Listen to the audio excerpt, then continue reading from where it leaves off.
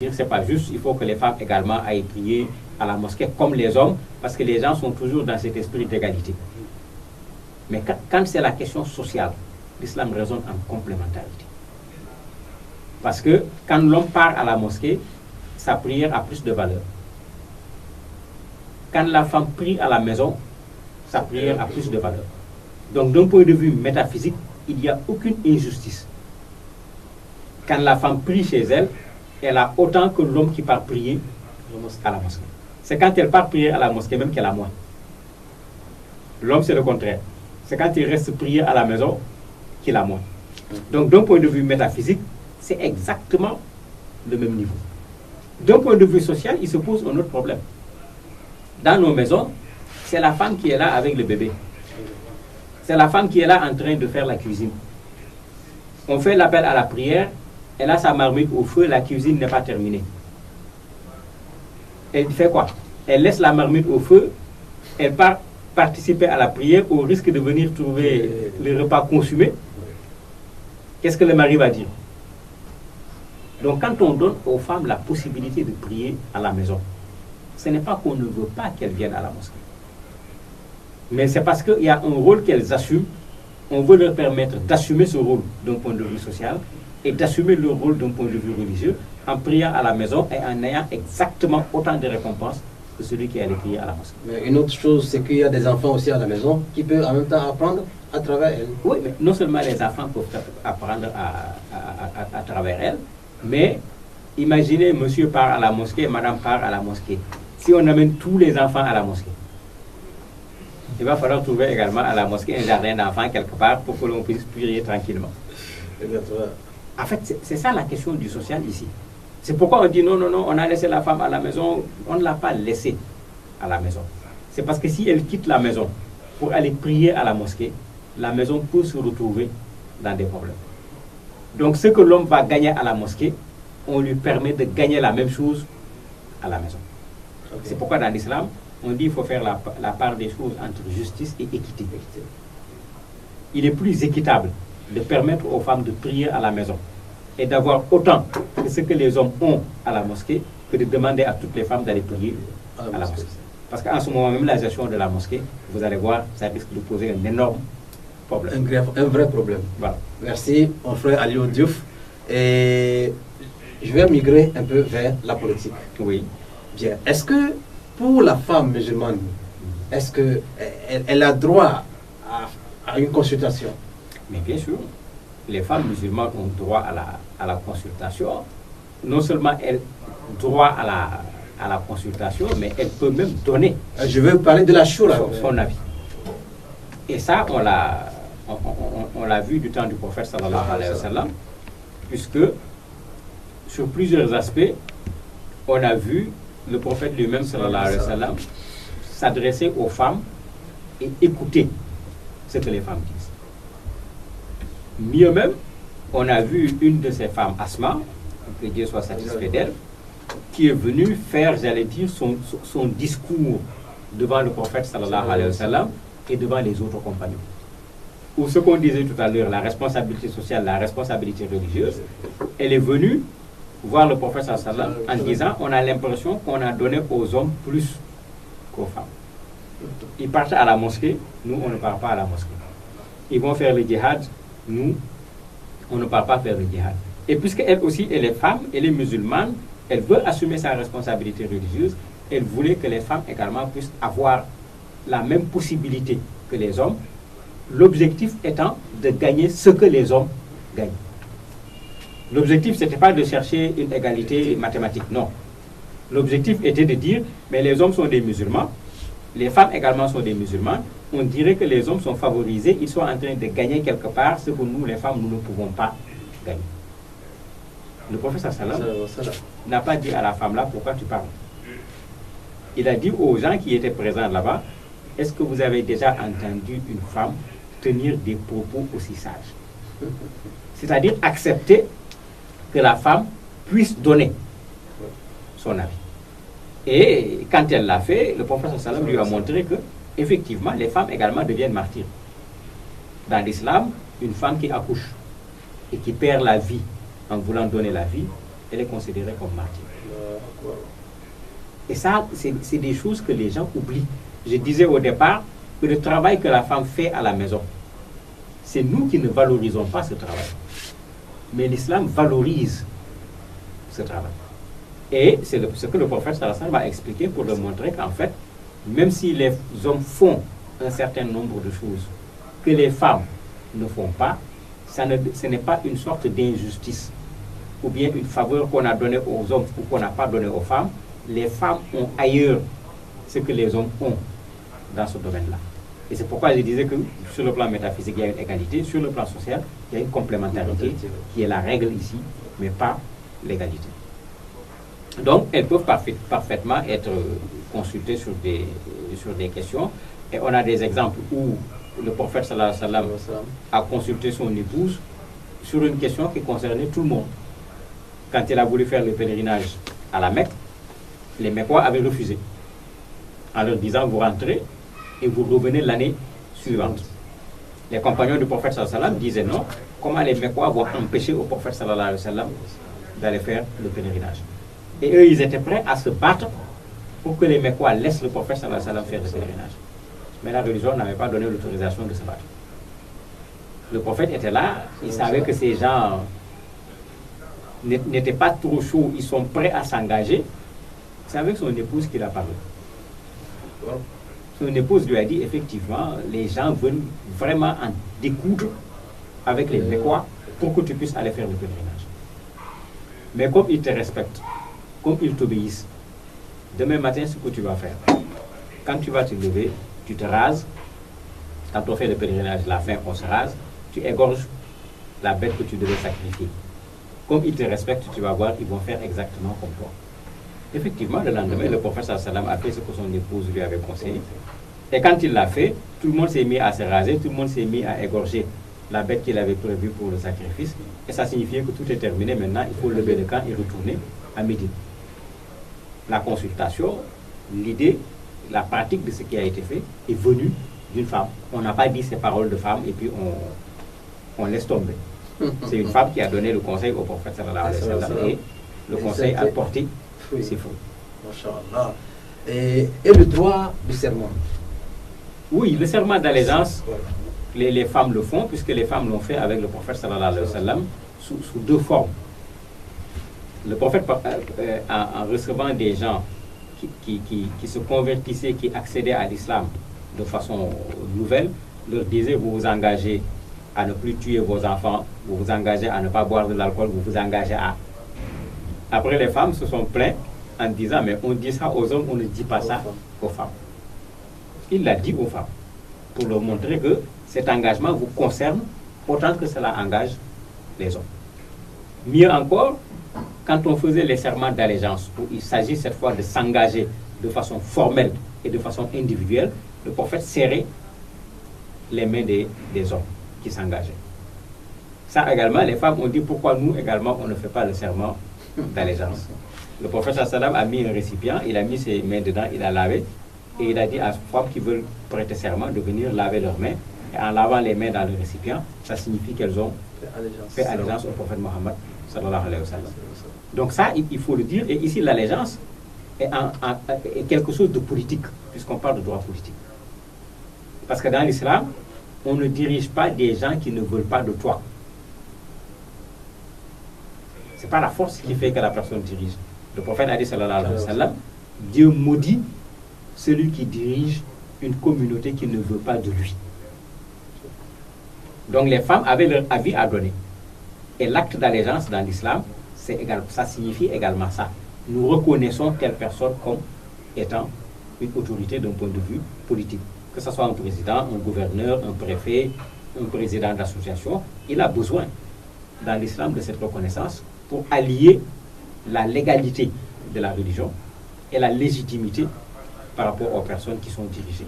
Et les femmes font partie de ces personnes qui sont dirigées, c'est pourquoi elles ont droit à ce serment d'allégeance comme elles l'ont fait avec le prophète sallallahu alayhi wa sallam. Donc les femmes, est-ce qu'elles ont participé à l'effort de guerre? Oui, les femmes y ont participé de deux manières. La manière la plus fréquente, c'est que quand il y a guerre, vous avez ceux qui sont les militaires qui ont été entraînés, qui prennent les armes, qui utilisent les armes, mais vous avez un groupe de personnes qui fait partie de ce que je pourrais appeler la manutention, puisque les soldats doivent manger, les soldats, il faut les soigner quand ils sont blessés. Il y a tout un travail qui accompagne des soldats qui partent en guerre, qui n'est pas nécessairement la guerre. Dans ce travail qui accompagne les soldats qui partent en guerre, les femmes musulmanes ont joué un rôle extraordinaire. Ça, c'est bien connu dans l'histoire de l'islam. Ça fait déjà une façon de participer à l'effort de guerre. Une autre façon de participer à l'effort de guerre, pour aller à la guerre à l'époque, ce qu'on faisait, on levait des fonds. Il fallait des moyens pour pouvoir faire la guerre. Quand on faisait la levée de fonds, les femmes participaient à la levée de fonds, ce qui est également une façon de participer à l'effort de guerre. Il y a même une façon également plus exceptionnelle où des femmes se sont signalées dans des combats. Mais pour l'islam, la femme n'est pas le militaire idéal. Le militaire idéal, c'est l'homme. C'est l'homme qui doit aller au front. On demande à la femme de lui remettre son arme au moment où l'homme va partir.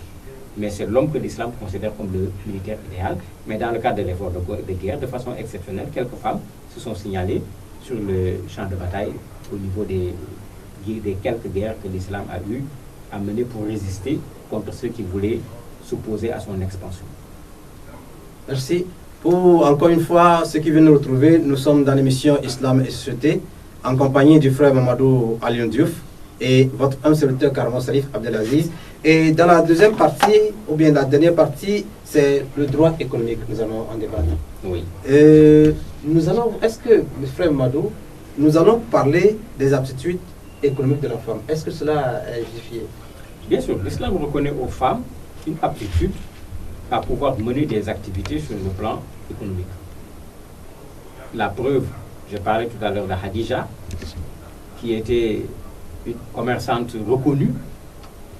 Quand elle est devenue l'épouse du prophète sallallahu alayhi wa sallam, quand l'islam a commencé, le prophète ne lui a pas dit sallallahu alayhi wa sallam, comme tu es femme musulmane, tu n'as pas droit, tu n'as pas des aptitudes économiques, tu laisses tomber ton activité. Non. Au contraire, son activité a beaucoup servi. Le fruit, le résultat de son activité économique a beaucoup servi à l'islam. Ça montre qu'elle avait des aptitudes. Je parlais de Shifa tout à l'heure. Que Omar avait confié le contrôle au niveau du marché de Médine. Si on lui confie, c'est parce qu'elle a des aptitudes. Donc il ne faut pas qu'on reste dans cette logique où on a tendance à considérer que la femme n'est pas capable de faire quelque chose. Non.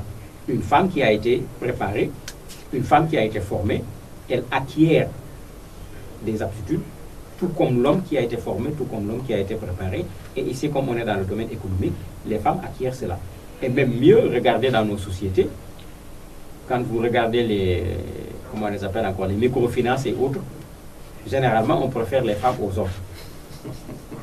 Elles viennent, elles empruntent de l'argent, elles utilisent l'argent pour l'objet pour lequel l'argent a été emprunté, elles mènent les activités et elles remboursent mieux que les hommes.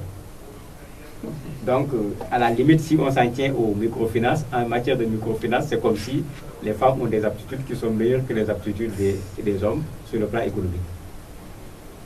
Dans ce cas, la plupart du temps, on voit aussi dans nos communautés musulmanes des hommes seuls dans le marché.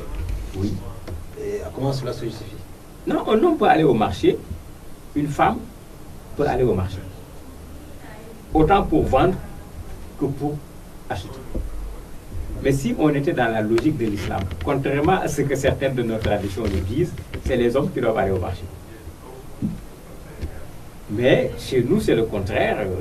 Dans beaucoup de nos cultures, on considère que c'est la femme qui doit aller au marché. L'homme même serait gêné s'il devait aller au marché pour acheter des oignons, de la tomate, etc.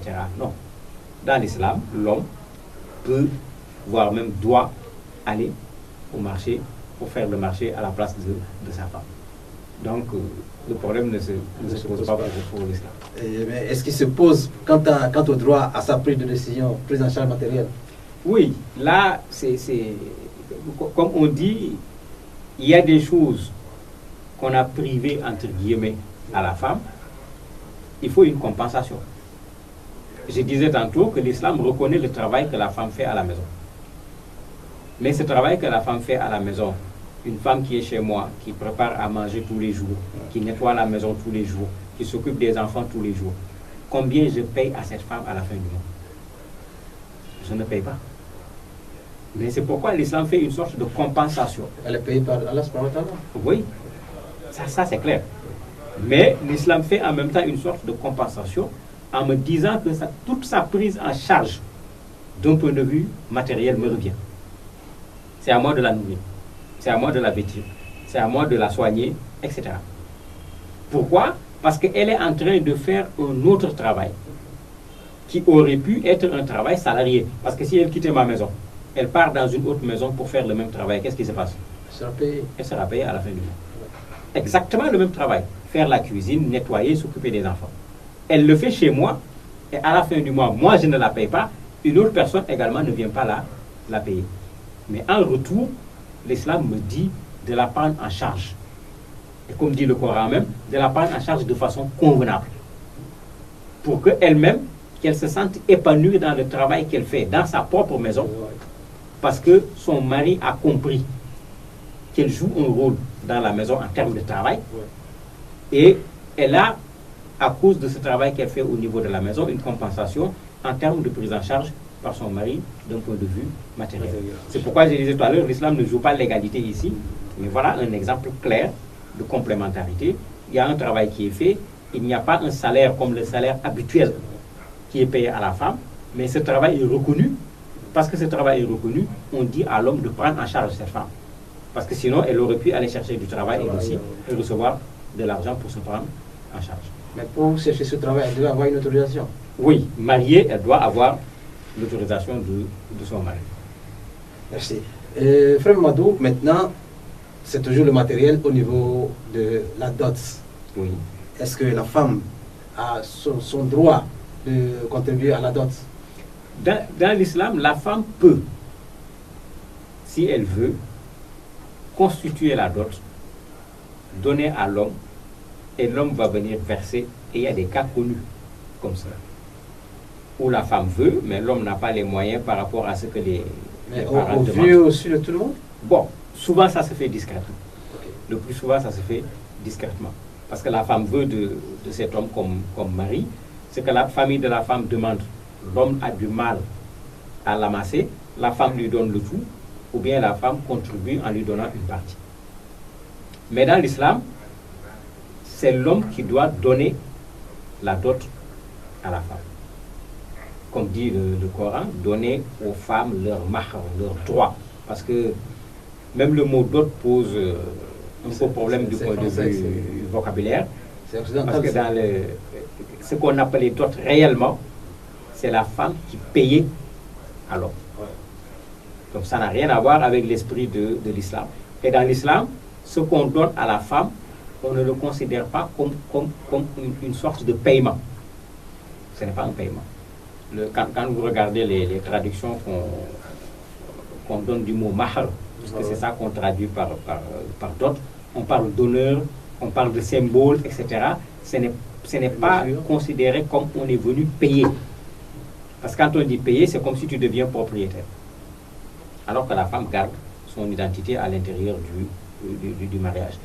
Quand je dis garde son identité, nous on a l'habitude de dire madame un tel, madame un tel. Dans l'islam, elle n'est madame aucun tel. Elle porte le nom, le patronyme de son père. La femme n'a pas à porter le patronyme de son mari. Bien que dans nos règles, c'est ce qu'on écrit dans les papiers et tout, dans l'islam, ce n'est pas le cas. Elle reste, la filiation est sacrée dans l'islam. Donc, quand on donne la dot à une femme, pour l'islam, c'est un honneur qu'on donne à une femme qui va quitter sa propre famille pour venir te rejoindre dans ta famille ou dans ta maison.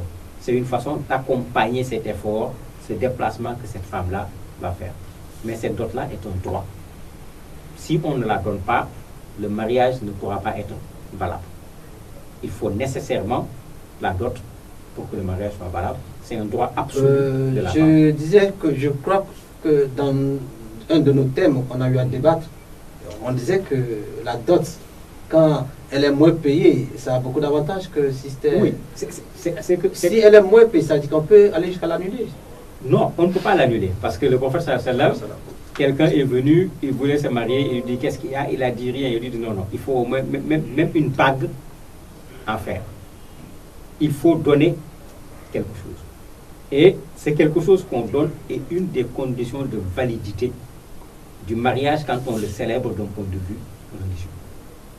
Et c'est pourquoi dans la législation musulmane, il y a des facilités qui sont faites dedans. La première facilité, c'est que comme la dot, comme j'ai dit tout à l'heure, ce n'est pas un objet de paiement, c'est un symbole. Le prophète a dit, sallallahu alayhi wa sallam, le mariage le plus béni, c'est le mariage où l'homme va dépenser le moins pour obtenir sa femme. Donc ce n'est pas parce que la dot va être élevée que le mariage est important pour l'islam. C'est le contraire. L'islam préfère que la dot soit symbolique et qu'elle soit demandée en fonction des capacités de l'homme. Parce que dans l'islam, c'est fondamental. Dieu lui-même ne charge pas une âme de ce que l'âme ne peut pas supporter. Donc, ce n'est pas à un être humain de le faire par rapport à un autre humain. La deuxième possibilité que l'islam offre toujours pour faciliter cette dot, c'est que quand on me demande une dot de 50 000 et que je ne suis pas en mesure de donner la dot de 50 000, je peux le jour du mariage donner 25 000 francs et devoir à ma femme 25 000 francs pour compléter la dot de 50 000, mais on doit préciser la date de paiement de ces 25 000 francs qui restent. L'échéance. Oui. Si on s'entend là-dessus, on célèbre le mariage sur les 25 000 et je dois payer les 25 000 qui restent à l'échéance. Est-ce qu'on va parler de mariage à crédit? Non, ce n'est pas un mariage à crédit, c'est une dot, puisque les jurisconsultes disent il faut qu'on dise au moins la dot. On a dit la dot, c'est 50 000.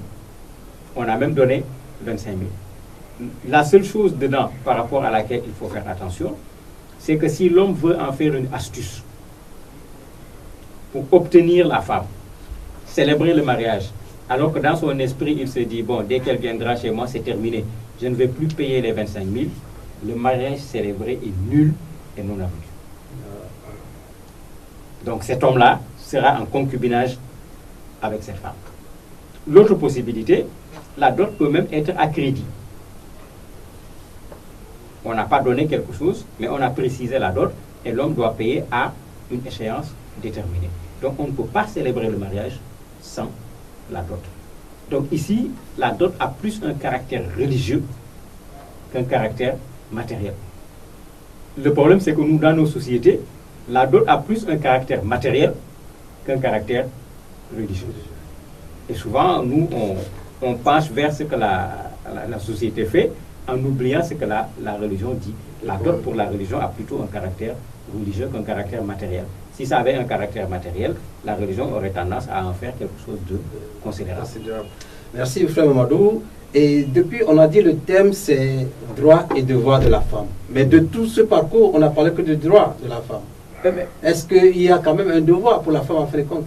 Mais bien sûr, on a parlé de beaucoup de droits. On n'a pas encore parlé c'est parce que le devoir, il est infime ou bien... Mais il y a également beaucoup de devoirs.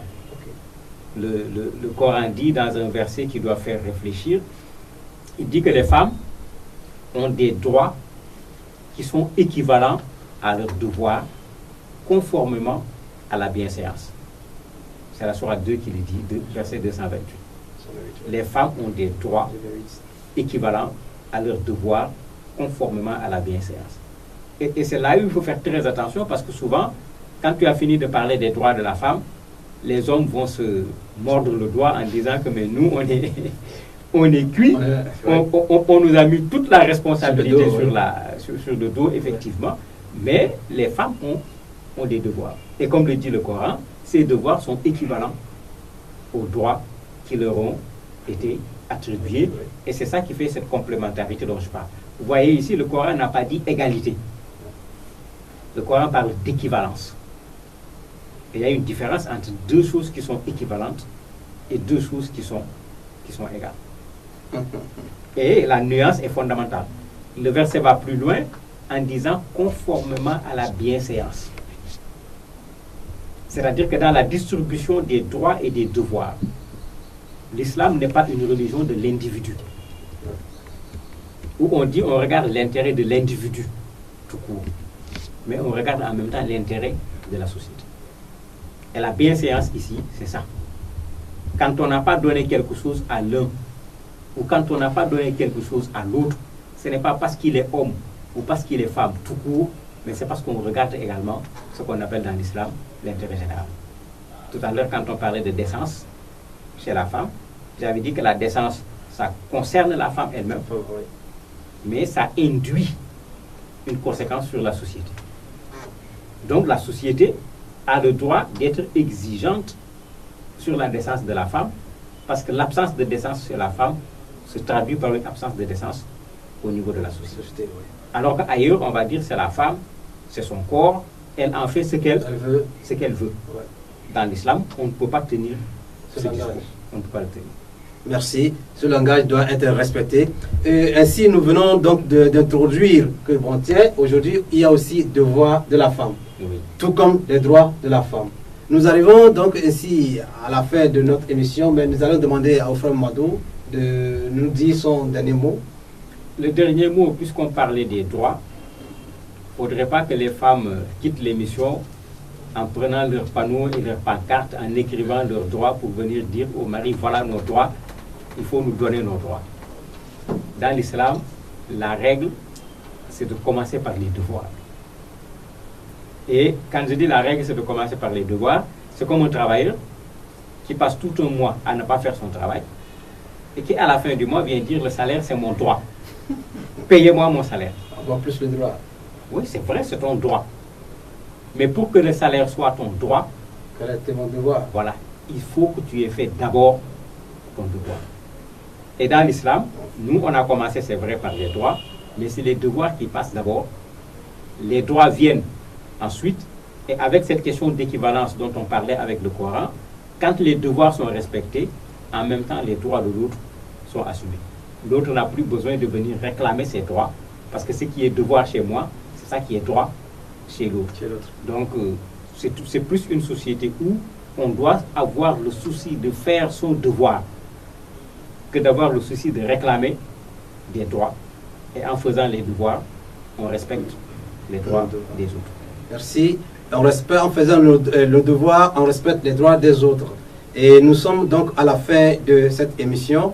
Et était sur le plateau notre frère Mamadou Alioune Diouf et votre humble serviteur Karamo Salif Abdelaziz dans l'émission Islam et Société.